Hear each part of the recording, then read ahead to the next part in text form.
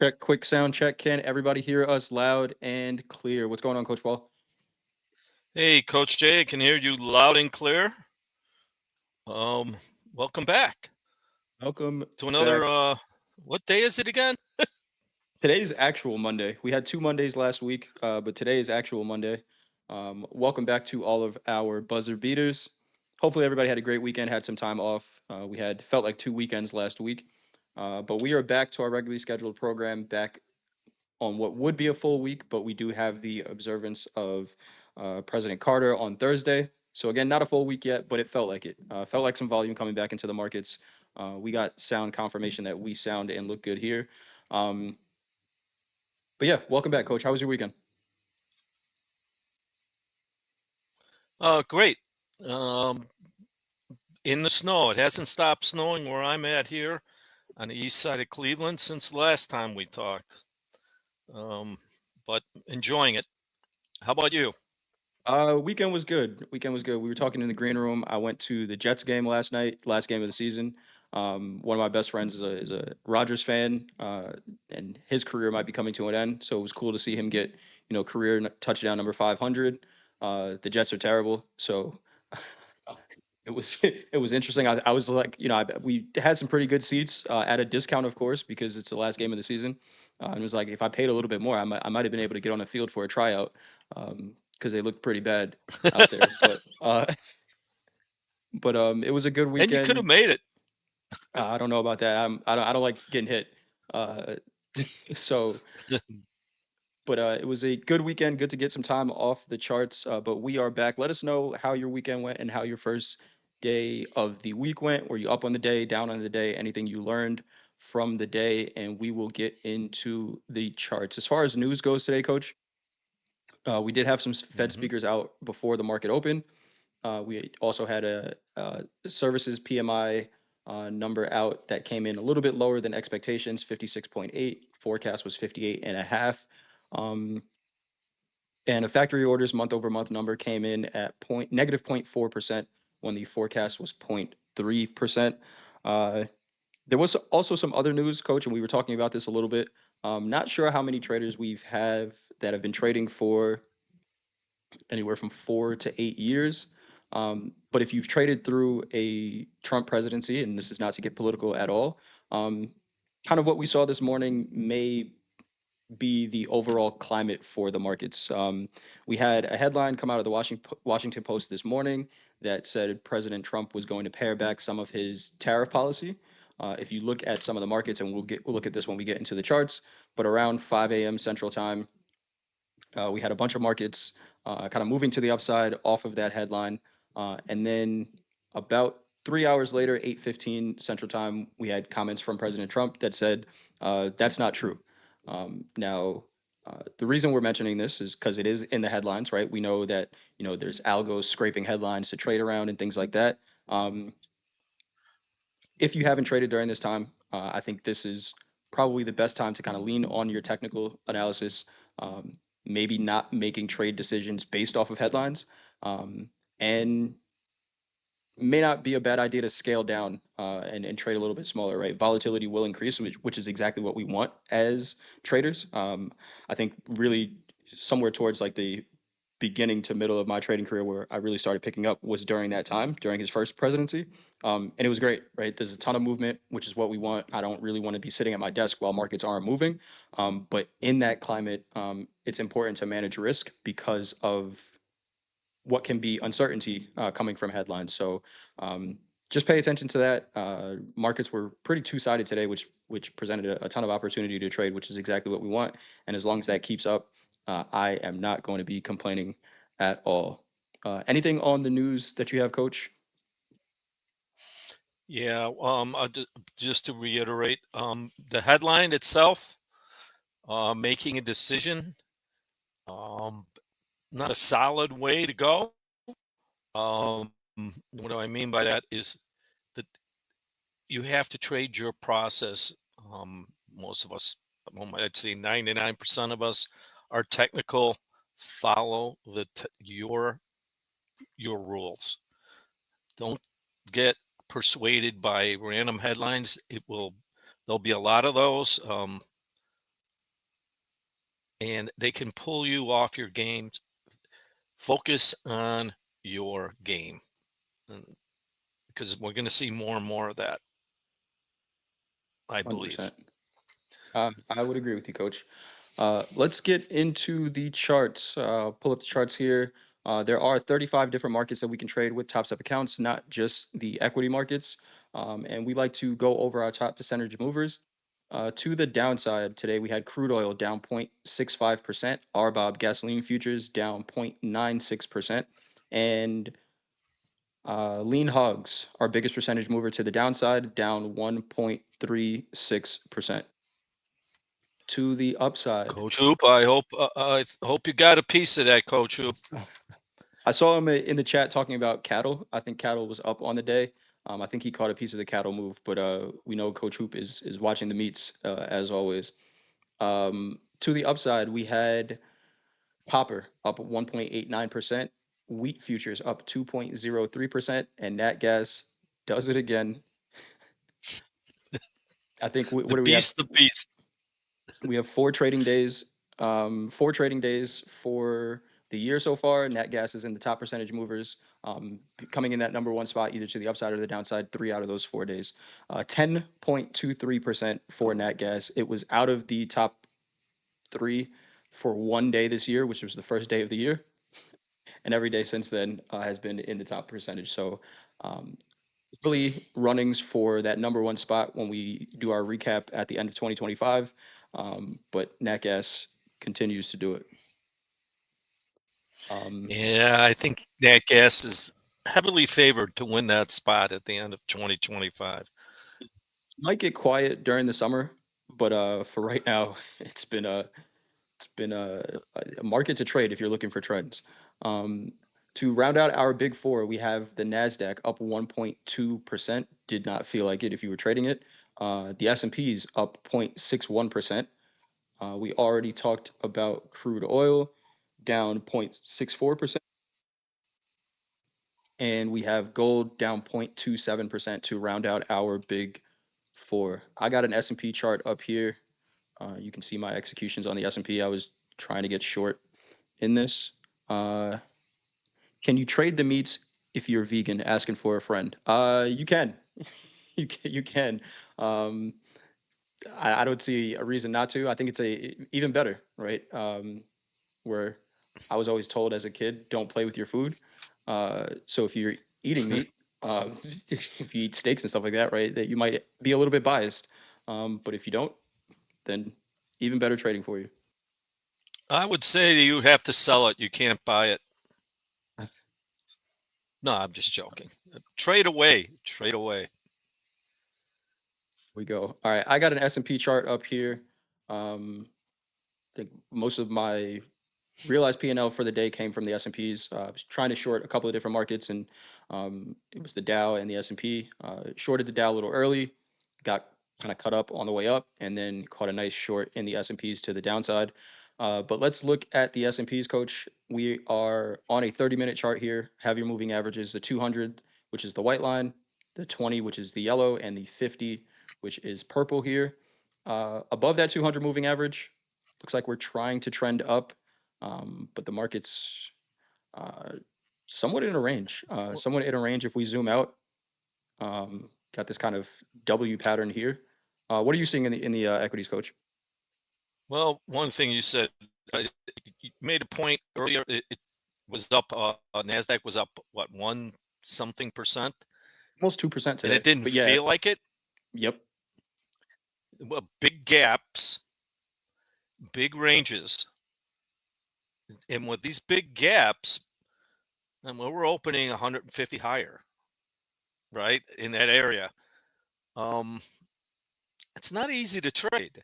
If we just look at a daily chart, oh yeah, look at that. I just buy it, but um, there was it gapped open last night, so and plus we're over the 200 moving average, and interestingly, we're above the 20. So we gapped open, filled the gap, And it's funny, it just VWAP left the range. And I just had this with my privateers VIP, and I want to go through this again. So we'll start. We did leave the range, and we went to the 20 bar moving average and started catching that. And so if you're short, one of the things I will look at is, let's look at the price of VWAP after it leaves the range. It every half an hour it's going lower, going lower, then it flattens out. And then it gets above VWAP and the 20. And this is something to start watching now too. VWAP right there starts ticking higher. Right about there. Yeah. So I just want to let's review how VWAP works. Volume weighted average price. It takes volume to move VWAP. Just the price won't move it. So on this break where we fill the gap, right? We go sideways and then VWAP starts ticking up. If you're short, get out. Right that right about there it starts ticking up, it goes, and then it goes off to the races. Um it's just classic, something to start really watching. And what does it do? Keeps going higher all the way until about 10:30.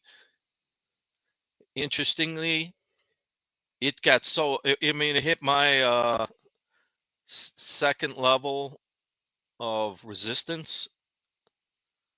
Um, but yeah, but look what happened up there. So we talked about this before. We're far away. If you want to buy it, if you're just feeling like it's just going to keep going, well, you're at that high. We were about 2 or 3 ATRs away from VWAP. And what is that candle called at the top? That tiny little thing you can barely see. Yeah, Precision. beware. It's beware. For what now? Let's think about what happened up there. Stop buying, or a passive seller They came s- in. So there was a ton of orders, and talking about seeing volume come back into the market. This was the first time in a little while that I've seen some heavier offers um, in the equity markets, right? In the Nasdaq and in the S&Ps, we saw a couple of thousand lot offers up at these highs getting filled, which means that there's a passive seller. We don't know what the intentions of those market participants are, but the fact that they're up there selling a decent size, uh, you need more convinced buying to push through some of those levels. And in the Nasdaq, we saw a couple hundred lots. If you were watching fast markets, you heard Dakota kind of calling them out. And as we got higher and higher, buyers got a little weaker in the short time frame traders. If you were long from last night's open, at some point you got to take profits if the market stops doing what you expect it to do. And I think that's what that second half of the day was, some profit taking from the longs that we saw all day. yeah, it was extended, and one of the things is that that candle was we were extended. So you just talked volume came in, some selling volume, and the market stopped on a dime. That's what that candle represents. It just stopped, got some selling volume, and immediately look at that. Just now, what's interesting is, let's put VWAP from this morning's opening. We go down to a shorter time frame here. Also, just wanted to point Mhm. out that this candle right here, this is the candle that Trump uh, denied the Washington Post article. So if you see this kind of random volume spike, that's what that was. Quick market reaction in the S&Ps. It's a 20-point move to the downside. This is why it's important to have stops, especially in the climate that we're coming into. no one knew that headline was coming out.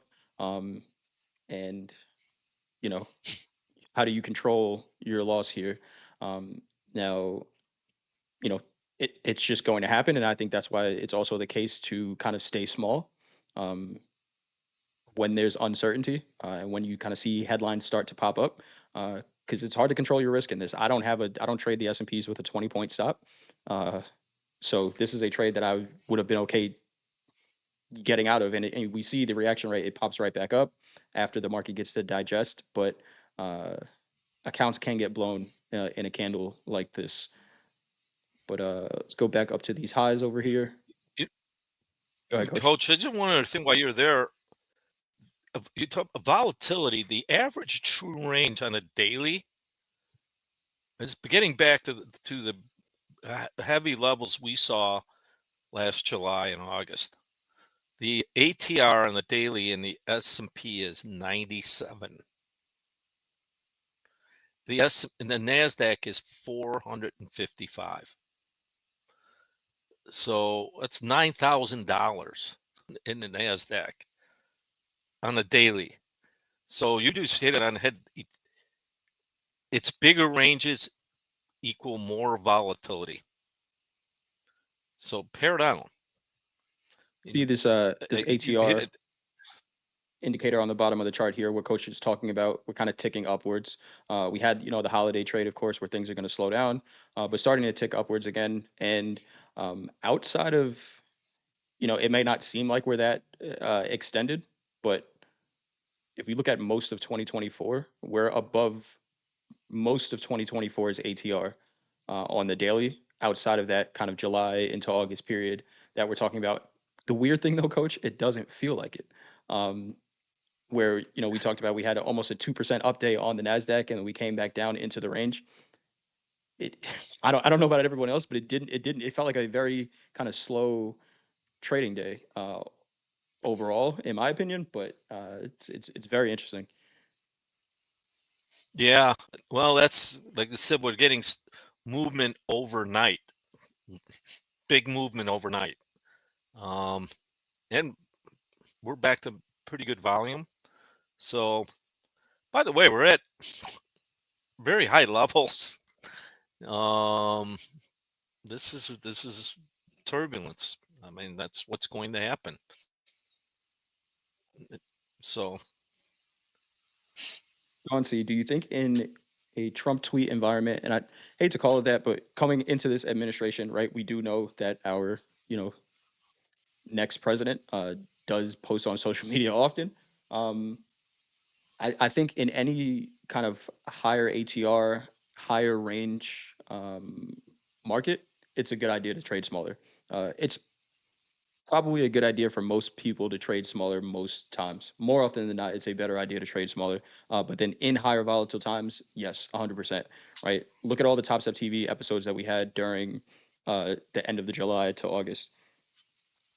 Everyone was talking about trading smaller. I think we were trading one lots in the house account. Dakota was trading micros. Everyone's trading smaller, and we're coming into that. The good thing about it is trading smaller. There's still going to be a ton of opportunity to make or lose. Some pretty good money with micros. Um, so don't take it as an ego hit. It's like, oh, I have to. I'm trading the smaller contracts. Most of us are trading in small accounts with Top Step accounts. But yes, I would definitely say now is a good time to start trading micros. oh, the ATR is a function of volatility. The use for that is position sizing. If you're not adjusting the size of your position and the average true range doubles, you're trading, whether you like it or not, twice the volatility, you're twice the risk. So pay attention. If you feel that it's beneath you to get smaller, you know, you can get away with it, but over time, you don't know whether you're going into winning trades or losing trades, and this is where people accounts get blown up. So Just pay got long the attention to VIX. the volatility. I just got long the VIX, by Huh? the way, and I don't normally put that trade on, but I just got long the VIX with some options Yeah. because of that volatility we see continuing to come in. And by the way, professional money managers, that's how they manage their risk. It's an allocation position size, looking at volatility. So be professional, understand it, adjust. So I got your VWAP anchored to the session open here, Coach. New York Mhm. session open. We Turned out to be a left really, early. yeah, we did. Yeah. It's a really nice trade. And when we've been talking about this is a 2 to 1 in that level, 1 to 1, 2 to 1, especially a 2 to 1 on a day trade. I think we got it. But even if we didn't, we would look what happens to VWAP, not at the high, but it's going higher, going higher. When we settled below it, VWAP turned and started going lower. So what is that the result of? Buyers stopped, the buying stopped. The rug was pulled. At that point, I'm not looking for buys, period. Me. Just um if you trade both sides, you got a nice sell there where you can lean on the selling. It doesn't always, it doesn't always work like this, but what happened, what I really notice is when VWAP starts turning. So in other words, it's rising. Volume is coming in, it's driving the market up higher, right? It's in sync, volume and price. At that point, when it closed under, not only did it just close under, VWAP started ticking down. Why? That can only happen if volume stopped. Either volume picked up to the sell side or the buying stopped. I think in this case, the buying stopped. Definitely did. The one thing I want to point out here, and like I said, I was trading the Dow. I traded the Dow and the S&P today. I got chopped up trying to find the top of this market, and eventually switched over to the S&P and got some of the short. Um, this exact pattern that you're talking about, Coach, where VWAP starts to flatten out, we got extended from it, is kind of what I was looking for. But I think there's a difference between executing a trade and kind of setting the table for what we're looking for the market to do. Um, this move, although I got the direction right, could have ended up being a losing day trying to preempt the move and catching the high. If I'm doing a trade review right now, I didn't have to sell any of this. Right, any of this move down, and it might feel like you're missing part of the move. Right, this is 14 points to the downside. You don't have to sell any of this. Right, the market's turning.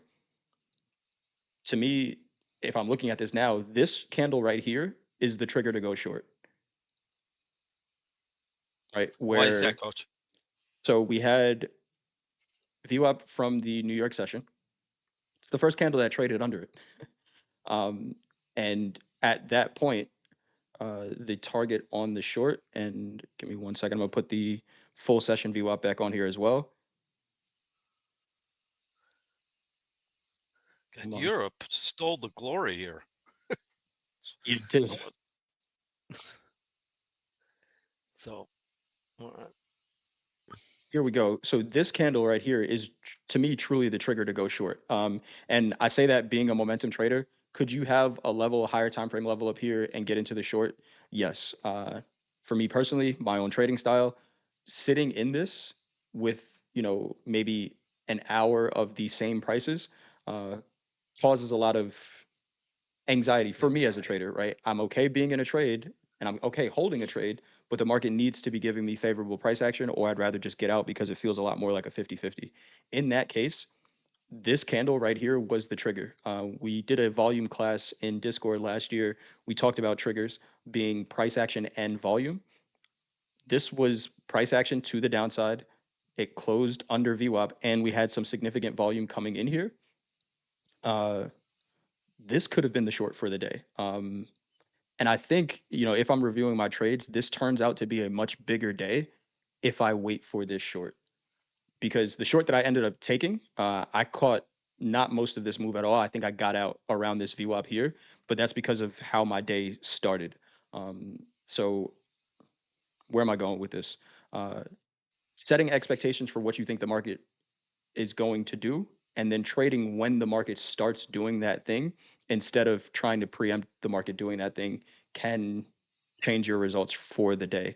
I think if I was not in the hole on my account before taking this trade, then I give it a lot more room to work in that case. I would add to that, Coach. One of the things that I hear is those sells before, where you were feeling anxiety, were based on price alone. It was price, but the trigger was the volume. Right. It's just easy. It made more sense. You can trade more confidently, and your exits close to, if you're wrong, your exits close to volume. And that's a lesson. I mean, like you said, it was an easier trade there, believer, but you know, Sounds crazy because you because you don't gave know up. it. Right. Yeah, go ahead. So it sounds crazy, but you gave up 15 points. But the reason I say this is the easier trade is because if I look at all the shorts that I took before the market actually turned, right here is still kind of giving me the same signal, right? VWAP is starting to flatten out. Could it be here? Could I go short here? How wide does that stop have to be? Where does that actual turn happen? Again, we can zoom out, look at higher time frame levels, and there were some higher time frame levels up here that were potential areas for rejection. But as a momentum trader, getting this confirmation, uh, I that's likely a trade I hold. I don't know about all day, but 50-60% of that move just waiting for that momentum to come in uh, and confirm that yes, the market is doing what you expected it to do. Good point. Also, when you go through that anxiety, that you're, you're more apt to take quick profit. So It's just like, all right, this I got to take it now. I've just gone through a battle, and then, boom, yeah, that's good enough. Good enough. that's the, It's like that was a hard day at but work. I'm gonna take what I got. I love the way you said that. It makes more sense, and that's because the volume told you that, right? Not Yep. just price. Price and volume are very a much more clear trade in my eyes. Anything else on the equities before we move on here, Coach? Just do a quick, just Nasdaq chart. Pretty much the same idea here. Uh, Very much the same trade in the Nasdaq and the S&Ps.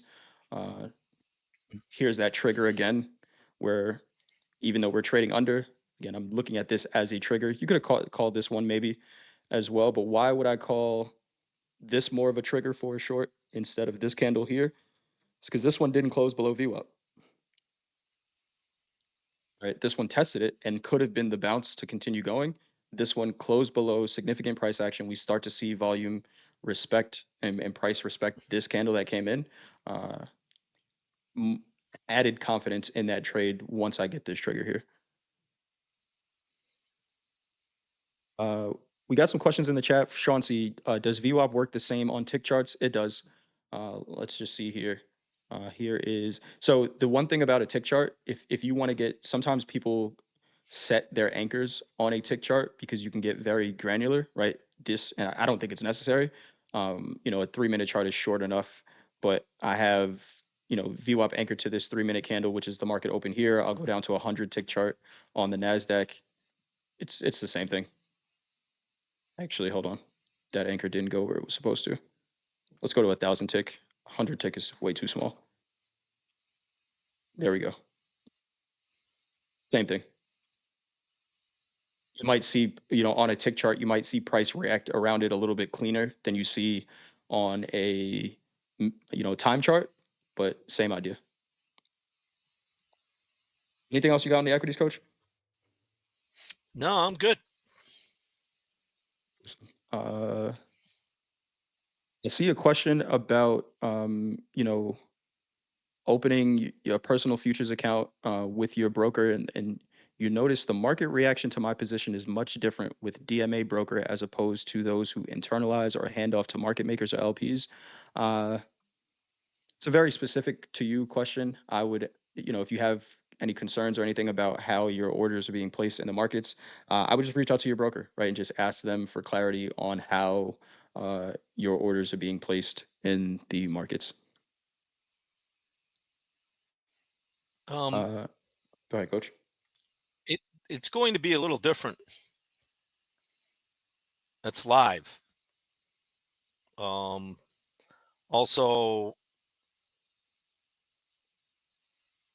DMA, direct. What does DMA stand for? Let us know in the chat. Wh- I'm gonna go back to Rich's question real quick, just so we can kind of talk through this S&P trade. On the ES short, would you use the same stop loss size, or would you use VWAP break as a stop? Okay, so let's see if, and again, this was not the trade I took. My trade was a lot higher. But if I was to take this short after this candle, right? So my thought process would go, okay, this is my trigger. If I got in this trade, I want to trade somewhere in this candle, right? Maybe near 50%, but if I don't get it, I want to go somewhere here.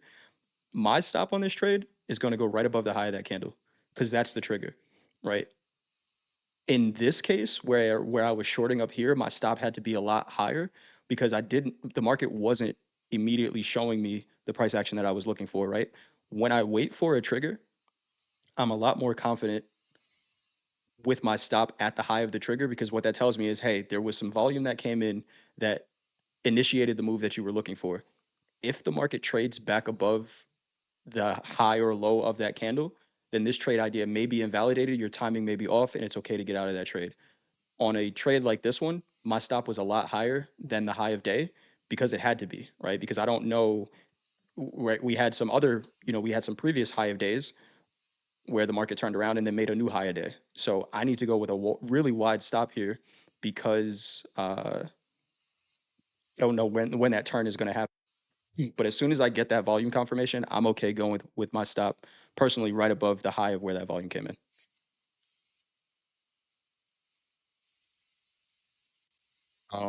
What about you, coach? Because you're going with the flow Exactly. of the market at that moment. Exactly. Yeah, Exactly. And then if I'm wrong about that flow, and again, this you're is a surfing momentum. the wave. Exactly. I will find the next wave, right? If I think that, hey, this is the momentum move and there's potential continuation here, if my timing is wrong, and this is a little bit different than, some of the execution that we've talked about before, but if my timing is wrong, I want to be wrong pretty quickly and I can always reassess and get back into the trade. Those are trades. This is a trade that if I get stopped out on, with my stop above this high, I'm comfortable if I see the order flow continuing to the downside to jump right back into that trade. Um,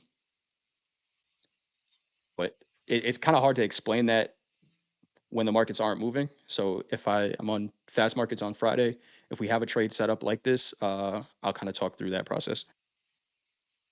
We got a question from Damon here. First of all, saying he's a big fan. Damon, we appreciate you being here. Is it actually possible to make 80 to 100K a year? Please be honest and brutal. Uh, Coach, I'm going to throw that one to you first, and then I'll answer it. Is it possible to make 80 to 100K a year? Okay, I'm going to be honest and brutal. Let's do it. Yes, it's possible, but not probable. If you don't, and this is the key, if you don't find a process you can execute, and it doesn't happen overnight, and it takes at least a year to 2 years to develop a process, and because you need consistency, and you have to build an account. So it is possible. We've seen No, well, but we talked about Coach Dakota, Nick for a tick. There's people who do it, but they have, and this is the key, they have developed the process that they can execute over time that's consistent, that loses. Um, Coach Dakota loses more than he wins, has more losing. And I should point this out, has more losing trades than he has winning trades. So he follows, cut his losses and let his winners ride. It's a process. So one of the things you can't force the process. Unfortunately, there's people who can do it, but can they do it over time? I strongly suggest giving it more time than you thought. That's reality. That's the brutal reality. But yeah, once you do it and you see it and you're committed to that process, yeah, it can happen. How about you, coach? No, I agree. I agree. I think it can happen, but depending on where you are in your trading journey, it maybe should not be the focus. Um, and you know, depending on who you ask, 80 to 100K might be a bad year, right? So I think it's up to all of us to determine what is a good year and a bad year for us, and wherever you are in your trading journey, um, you know, being honest with that, right? If you're a year in, unless you're, God's gift to trading, that might be an unfair expectation to have. Is it a goal? It could be, right? It could be. So I think understanding where trading fits for you is extremely important. And then being realistic about the account that you're trading with in order to hit those numbers. Right now, Coach, we talked about this a little bit when we did the yearly recap. Um, the percentage gain that we saw on the NASDAQ last year was 20%. We're trading futures, which are leverage products. So, there's the potential to do way better than what the market did. But if you're talking about 100% gain, or you're talking about $100,000 on a 150K account, that percentage is somewhere in the like 1,200% or something like that, right? So think of it in terms of percentage based on the account size that you're trading. Um, and if you're trading a Top Step account, you can build that up over a time. So that percentage gain matched up with the dollar amount that you're looking to gain at the end of the year is a little bit lower. But if you're trading with a $4,500 account and the goal is to make 100 grand at the end of the year, it's possible. But the type of trading that it might take to get there can be unsustainable. Now, Warren Buffett said compound compound interest is the one of the world wonders, right? Eighth, the eighth wonder of the world. Eighth wonder of the world, right? The starting off small, right? If you're stacking, a couple maybe $100 days or whatever it is over the first quarter or the first, half of the year, it might seem very small, but if you can do that consistently and not have big losses, you're gonna look up in June and be like, "Oh shit, this is where my account is," right? And a lot of times, what happens is we have that monetary goal, right? I want to make $100,000 in a year. I want to make $1 million a year. $1 million a year is 250 trading days. That means you got to make 4 grand every single day. Knowing that and trying to push for 10 grand because I need to get to that goal is how we blow up accounts, right? But if you just stack the days on top of each other, uh, you look up, maybe you're exactly where you wanted to be, maybe you're past where you want to be, right? I think focus on day to day because we're day trading here, executing your process. Look up, check the scoreboard afterwards, and you might be surprised at what you see. Question though. Yeah, very good question. And then a question from Linus Rain. Can you discuss those height differences on the tick chart? If each candle is a certain tick count, why do we have those waves? Yeah, so it's not perfect.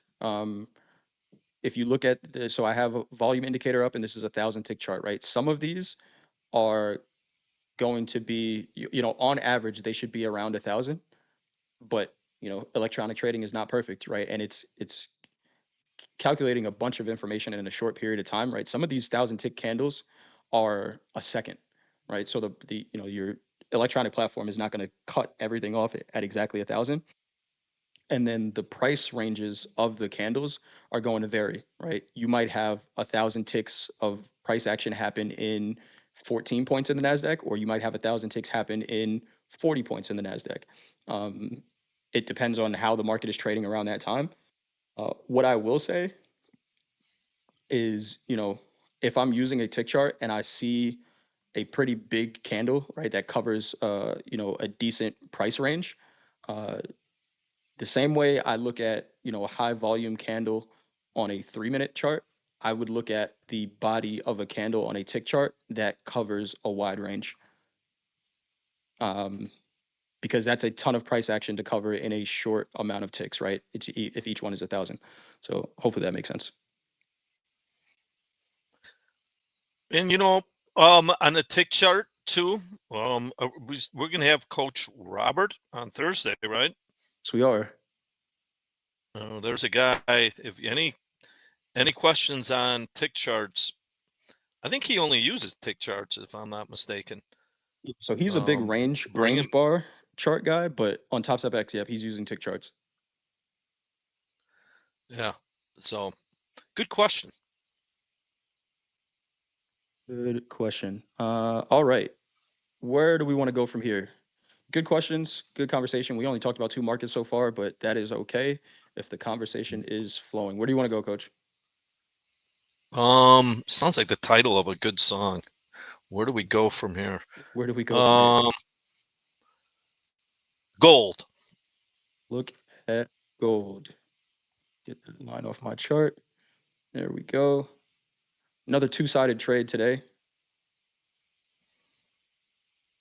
What are you seeing here, Coach? Yeah, I see more of the same two-sided. It's been hard to trade, really. Yeah. Um, we had to break out. Let's start from last night. Here's last night's open. Wow. We didn't break out of the range. Price did. VWAP didn't. We, once again, it's attempting to rally. It's getting rejected, but this market, it's back to the old gold that I remember. Um,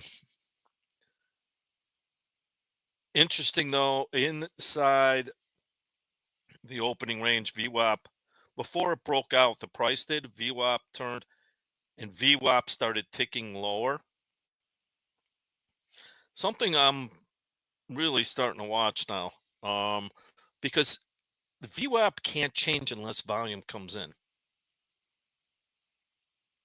It's part of the equation. The function of in the equation is volume weighted. So what does that mean? We had that false breakout, but 2 hours later, VWAP starts ticking down. Held buying. The equation says that there's there's bigger sellers than there are the buyers to find. It's got a higher probability of continuation to the downside. So we got that, and once again, I think a 2 to 1 to 1 to 2 to 1 trade for these type of trades. Take the money and run. 2 to 1. If it goes 4 to 1, how many times 4 to 1 trades are there on a day trade? So ones Doesn't happen that often. doesn't happen a lot. And I mean, unless you're risking, 4 ticks, then you can probably get 100 to 1, but uh how often are you getting stopped out of your trades if that's the case? So once again, right back. That was probably the news. There's another news candle. The tariffs aren't going to be whatever that, and So that it didn't change. Yeah, go ahead, Coach. this was Washington Post. This was Trump. Yep. Just be Um. careful. Yeah, I will tell you this. Don't. This is the thing. If you're chasing it now, let's say you bought that. Where's your exit?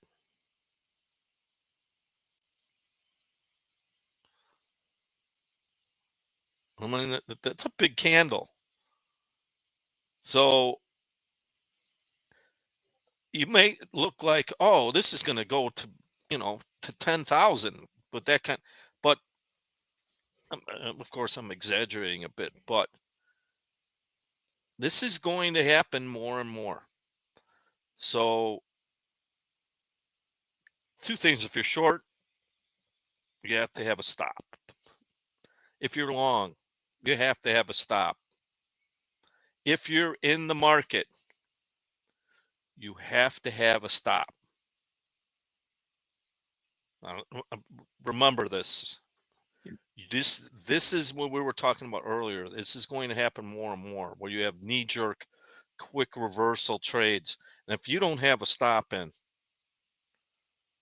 that works with your trade, you're going to be exposed to a lot of snapbacks, punches in the mouth, I call them. You put your guard down. You're a boxer, right? What happens the moment you put your guard down? You're gonna get hit with something. You might not see and the where it's coming market from. and the market isn't nice. It's not it's brutal. It's a Mike Tyson brutal type of hit. So, um, all in all, gold still feeling. I'm just it's kind of heavy. Where's the 200 daily? I think it's a good. It's just, 200 daily. Let's take a look. Still ticking upwards. 2560. all right.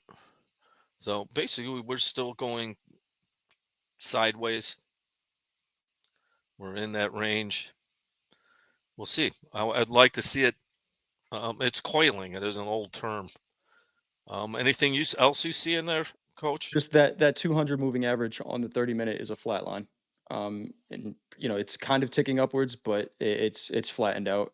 This market hasn't really chosen a direction, and you talked a little bit last week about maybe pairing off some of the trade between gold and some of the other metals markets. Look at copper, right? Here's one of our biggest percentage movers to the upside, 2% move. Silver again, consistently being one of the biggest percentage movers since the year started. So it looks like money leaving gold, or maybe some profit taking on gold and going into other metals potentially. Um, and if I'm looking for a trend trade, right now it's not gold, right? As long as it stays in that range, it's one of the other metals until that pattern changes. And Nick Fortick in the chat says, "What a weird day." It really was, man. It really was. Nice day to trade, but very interesting for sure. Where it looked like, okay, yeah, this is the rally to start 2025, and then it sells off, but the market's still up 1.5% in the Nasdaq. Interesting times we're coming into for sure, and I think we're going to be like this at least until January 20th of this year. You know, also we talked last week. This is to me, it was the first day of the trading day of the year where all systems are go. Um, so we saw a lot of allocation from institutions, I would say. It's the beginning of the year. By the way, these institutions aren't getting in the market to get short. So it's they have to buy. It's and they're so it's the first big day of the year for all in. So they started buying. As soon as they stopped buying, what happened? We And back broke, down. Yep. but we're still higher on the day. Yeah, So it's very interesting. Very interesting. Nick was talking about that on his show. If you guys have not seen the market kickoff with Nick Fortick, if you haven't caught it live, good thing is on YouTube there are recordings. But talking about some of that beginning of the month allocation of funds, where kind of coincides with something I've been posting on Twitter, where in the beginning of the month, for like the past 4 months or so, 5 months, we've seen a rally. We get about to the half of the month, we are above the monthly VWAP, but pretty extended from it, and then we get a reversion to it. So I'm going to be tracking that when we get halfway through the month. We'll talk about it here. But really interesting stuff. We got a question here from Goldfinger. I've heard you talk about using two ATRs, the opposite side of the initial balance, um, or the midline of the initial balance for setting a stop loss. What makes you decide on which to use? Uh, I'll go with that. That's the discretionary part of my trading. And what I'm basing that discretion off of is the trade type, right? So if it's a level that I've defined and maybe I'm putting on a trade for slow markets, or I'm looking at a 30-minute chart, I'm saying, hey, the market should get to this general zone, but it's a zone, so I don't know, if I'm within 4 points or if I'm within 8 points of where my entry needs to be. Then I'm going to default to that 2 ATR stop, usually on a 30-minute chart, just to give it the space to work, because I'm going in with the assumption that I'm going to need to give this trade the space and the time to work out.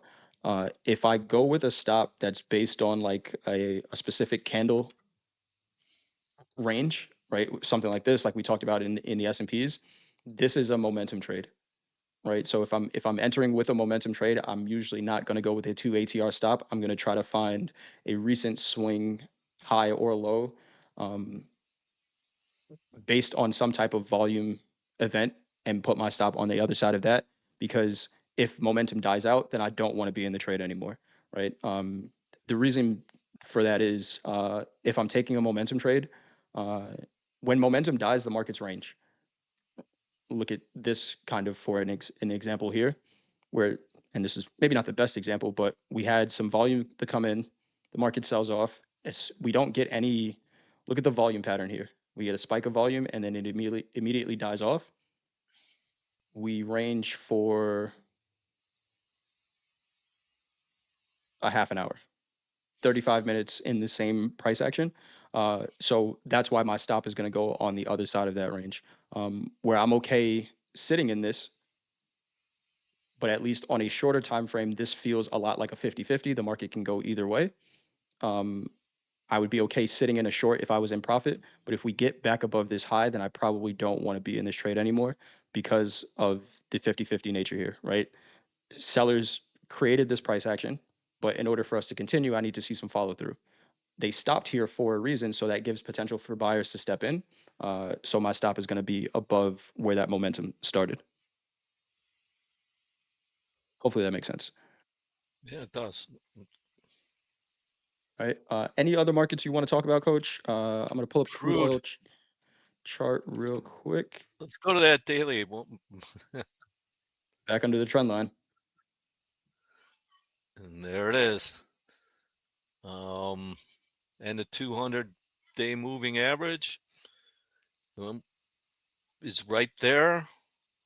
Tomorrow is going to be a big day. Let's see if we can hold that moving average. If not, right back into the soup. Crude soup. Could happen violently too. But let's look at today's action, starting with the half an hour.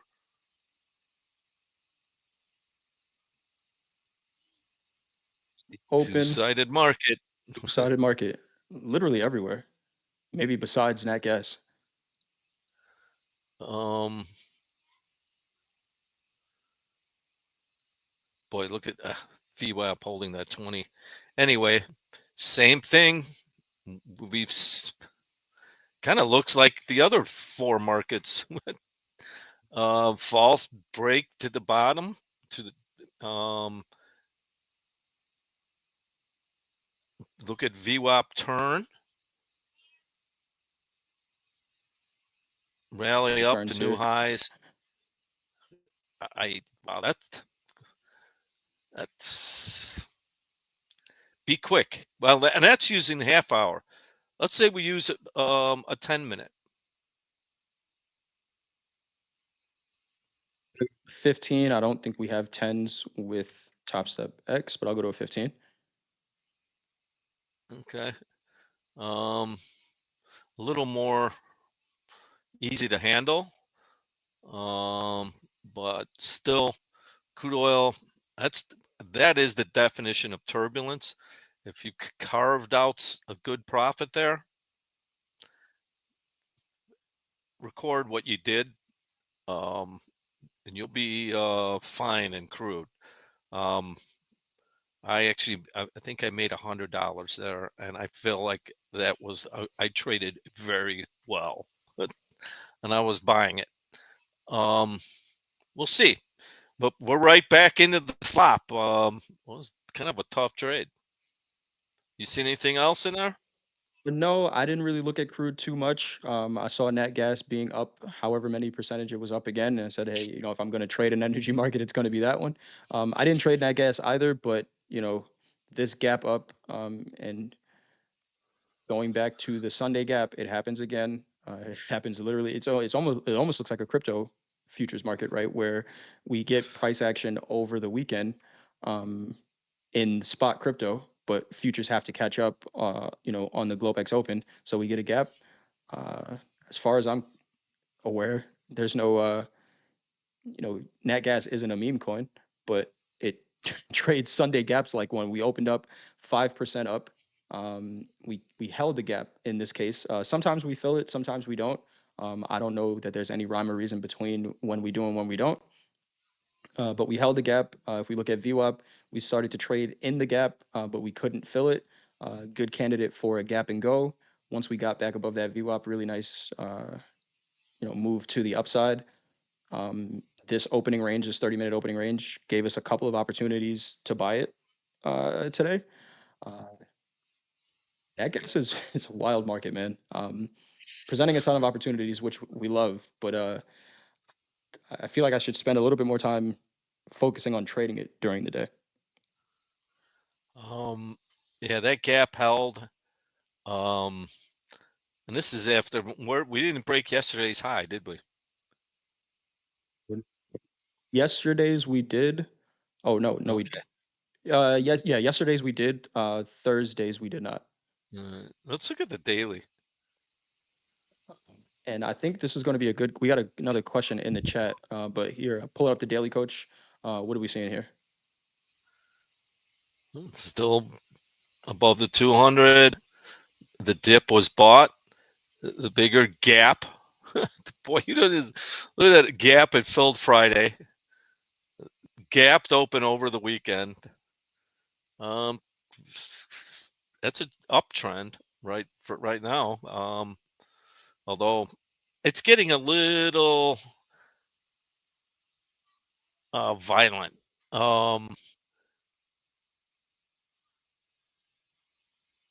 You got boy, is that the daily over a longer period of time? See, I wanted to pull up the ATR because if we see this, we're getting towards some of the highest ATR that we've seen in the past year, where these ranges are starting to expand a little bit. So take a look at this. I mean, that's how it's still dirt cheap comparatively to where it can go. So I mean that there's nothing bearish on that chart for me. So um, I think there's a great scalping market. It's like, and you don't hear that too often from me.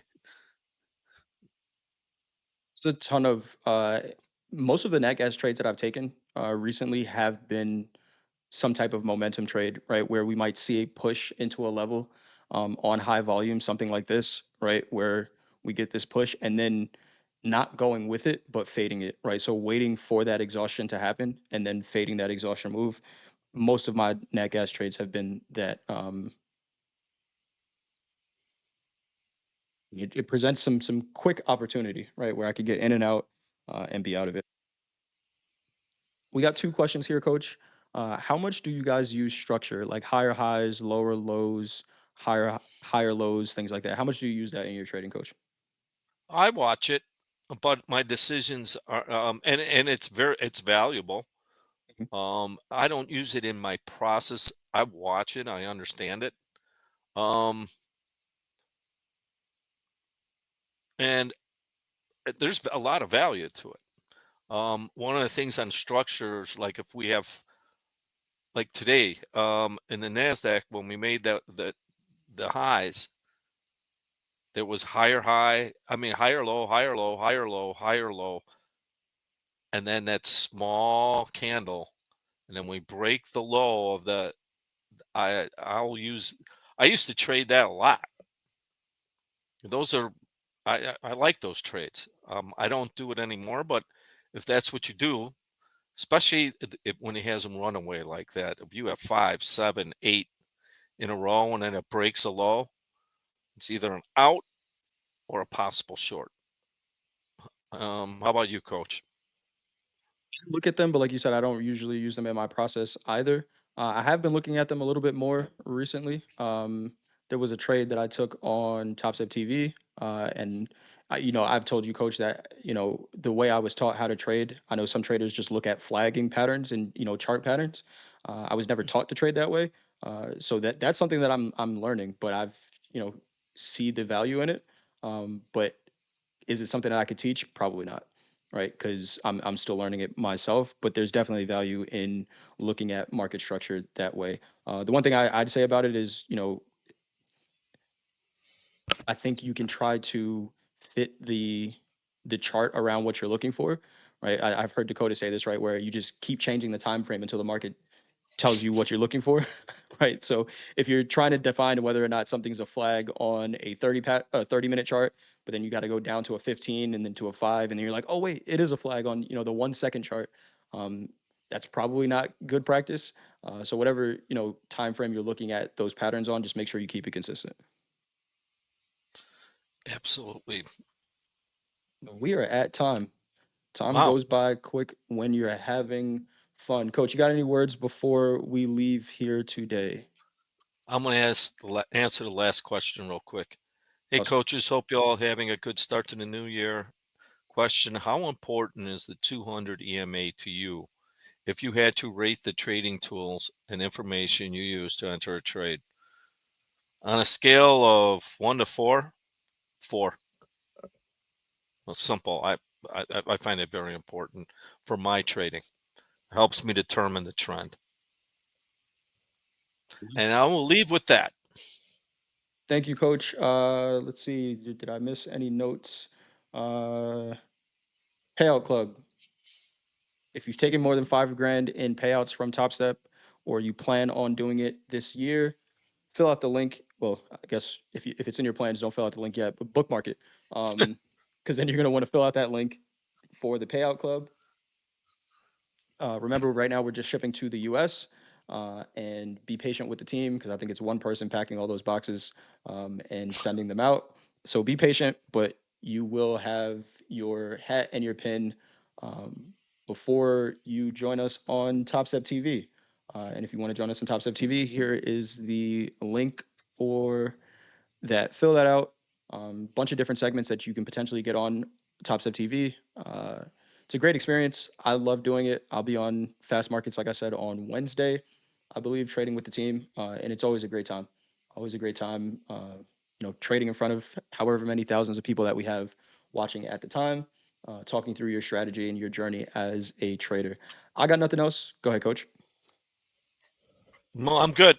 Have a good Awesome. evening or morning. Trade well. Follow your process. Be well, manage risk, and we will talk to you all tomorrow. Bye. Oh, wait, my bad. We have guests coming on this week. Anne Marie is going to be joining us on Wednesday, and Coach Robert is going to be joining us on Thursday. So tell all your friends, bring your questions for both of them. Completely different approaches to the markets, for Anne Marie and Coach Robert. So I think going to be two very great segments, Wednesday and Thursday of this week. We're going to try to bring more guests onto At the Buzzer, just to kind of change up the flow a little bit. We know you love myself and Coach Paul. Um, but it's always fun when company comes over. So, uh, Coach Robert Thursday, Anne Marie on Wednesday. Oh shoot, there's no show Thursday because the markets are closed. Thank you, Andrew. All right, guys, we'll figure out the schedule. We'll let you know tomorrow, and we'll talk to you then. Have a good one. All right. Bye.